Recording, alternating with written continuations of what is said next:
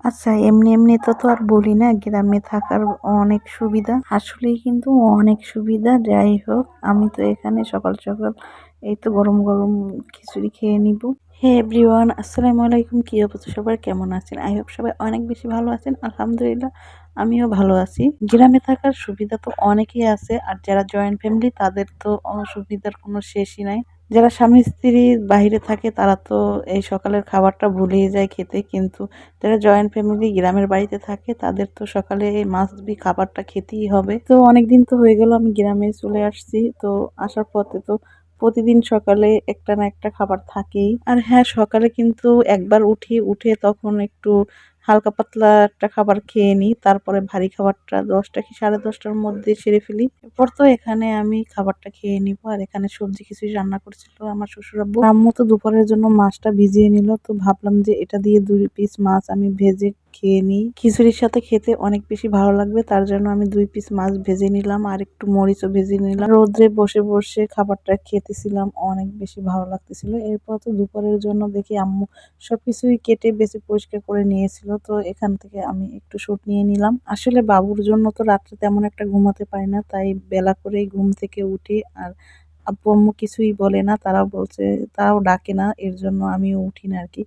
তো যাই হোক, এখানে কিন্তু আজকে মাগুর মাছ দিয়ে টমেটো দিয়ে ভুনা হবে।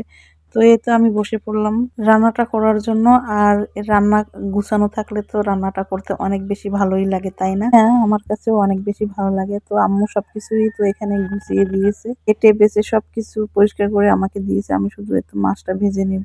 মাছটা কিন্তু অনেক বড় সাইজ ছিল, তো আমারই খেতে ভালো লাগে বিদায় আমি কিন্তু আমার শ্বশুর আব্বুকে বলছি যে আব্বু একটা মাগুর মাছ আনার জন্য। তো অনেকদিন খোঁজাখুঁজির পরে তো পেলো, তারপরে তো নিয়ে আসলো। তার কাছে কেমন লাগে আমি জানি না, কিন্তু আমার কাছে অনেক বেশি ভালো লাগে, এর জন্য আমি খাই। আমাদের বাসার কিন্তু সবাই কম বেশি খায় এই মাছটা। মাগুর মাছ, পাঙ্গাস মাছ, শিং মাছ, কই মাছ। আসলে যারা খায় না তাদের ব্যাপারটা আলাদা, কিন্তু আমরা খাই তো আমাদের ভালো লাগে, এর জন্য আমরা খাই। আর এখানে তো 11টার মতন বেজে গেছে, তো ভাবলাম যে একটু হালকা পাতলা খাবার খেয়ে নিই। আর এখন তো বারবারই খাওয়া ভালো আমার জন্য। আমি খেলাম আর আম্মুকেও দিলাম, তো আম্মু একটা খেয়ে নিল। এরপর তো এখানে আম্মুকেও বসিয়ে দিলাম, বাবু একটু ঘুমাইছে। তো বাবুকে ঘুম পাড়াই আম্মু আসলো আমাকে সাহায্য করার জন্য। তো ওখানে গ্যাসের চুলাও বসিয়ে দিয়েছে, ডাল রান্না করা হবে এর জন্য। আর আম্মুর হাতের ডাল রান্না কিন্তু অনেক বেশি ভালো লাগে, এর জন্য আম্মুকে বললাম যে আম্মু তা আপনি ডালটা বসিয়ে দেন আর আমি মাছটা ভুনা করে নিই। আর এটা দেশি টমেটো ছিল, একটু টক টক, খেতে অনেক বেশি ভালো লাগতেছিল। ভাবছি অনেক টমেটো নিয়ে আসছে, তো ভাবছি একদিন টমেটোর খাটা রান্না করে খাবো। এই টক টমেটো দিয়ে খাটা রান্না করলেও অনেক বেশি খেতে ভালো লাগবে। আর এখানে তো পালং শাক দিয়ে, আলু দিয়ে, আর ওই যে চাপলা মাছ দিয়ে একটা চচ্চড়ি করব। আর ওটা খেতেও কিন্তু অনেক বেশি ভালো হয়েছে। আসলে পালং শাক নিরামিষ তরকারি ভালো লাগে না, এক ভাজি ভালো লাগে, আর একটু মাছ দিয়ে রান্না করলে অনেক বেশি ভালো লাগে।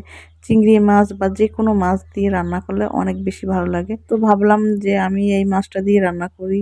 ভাবছিলাম যে কেমন না কেমন হবে, কিন্তু না, দুর্দান্ত হয়েছে খেতে। লার্কি চুলায় রান্না কি আর বলবো, অসাধারণ লাগে এই চুলায় রান্না করতে। কিন্তু কালির জন্য আমি চিন্তা করতে আছি বাবুকে নিয়ে যখন আমি ঢাকাতে যাব আমি কিভাবে সামলাবো, তাই আমি ভেবে এখনই আমার হাত পা ঠান্ডা হয়ে যায়। আসলে যতক্ষণ বাবুর আব্বু থাকবে ততক্ষণ তো সামলানো যাবে, তারপরে যে কি করব আমি নিজেও জানি না। তো আব্বু আছে, আম্মু আছে, তারপরে আমার মেয়ে আছে, তারপরে একটা ছেলেও আছে। তো তারা সবাই মিলে একজন মানুষকে সামলাচ্ছি। আর ওখানে তো শুধু আমি আর আপনাদের ভাইয়া। তো কিভাবে কি করব আমি নিজেও বুঝতে পারতেছি না। ও যখনই ঘুমায় তখনই আর কি আমরা সবাই কাজে লেগে পড়ি।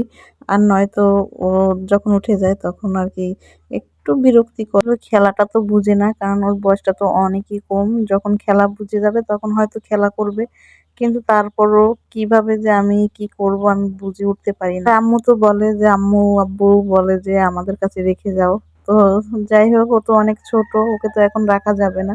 যদিও আমার বড় মেয়েকে কিন্তু এখানেই রেখেছিলাম, ছোটবেলা থেকেই আব্বু আম্মুর কাছেই মানুষ। তো যাই হোক, এই তো এখানে কিন্তু আম্মু মুরগি খাবারের জন্য রেডি করতে আছে। আসলে আমরা খাবো, মুরগি খাবে না, তা কি করে হয়? আর এক এক করে তো আমাদের রান্না বান্না গুলো কমপ্লিট। তো সবাই অনেক বেশি ভালো থাকবেন, আল্লাহ হাফেজ।